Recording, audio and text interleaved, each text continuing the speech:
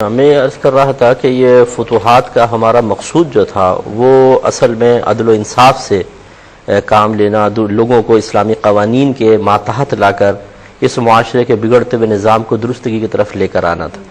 इसकी एक मिसाल आप देखें कि दरिया नील के अंदर ये बिदत लोग वो करते थे कि वो जो अकलौती और कंवारी लड़की होती, जब महीने की 11 तारीख तक पहुँचते तकरीबन अगर दरिया नील नीचे होता तो वो उसको जिंदा जेवर वगैरह पहना के, लिबास पहना के उसकी भेंट चढ़ाते थे।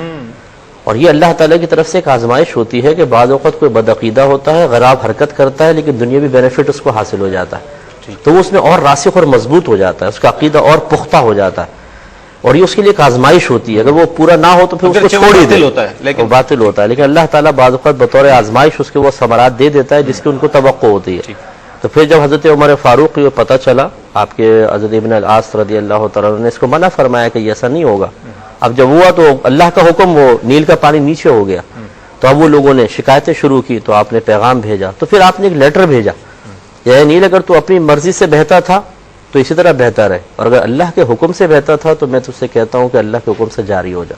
वो लेटर डाला गया, दरिया नील 11 फुट ऊपर हो गया, पानी 11 गज के करीब, और उसके बाद आज तक रवा दवा है। और उसके बाद ये बिदत खत्म हुई। तो हमारा मजहब इस्लाम देखें इस्लाह के लिए, अगर ये इस्लाम वहां ना पहुंचता तो कितनी बच्चियां इसी तरह भेंट चढ़ती रहती, अकलौती बच्चियां, कंवारी बच्चियां, और इसी तरीके से जुल्म सितम का सिलसिला जारी सारी रहता है। ये एक नहीं, ऐसी सैकड़ों मिसालें हैं।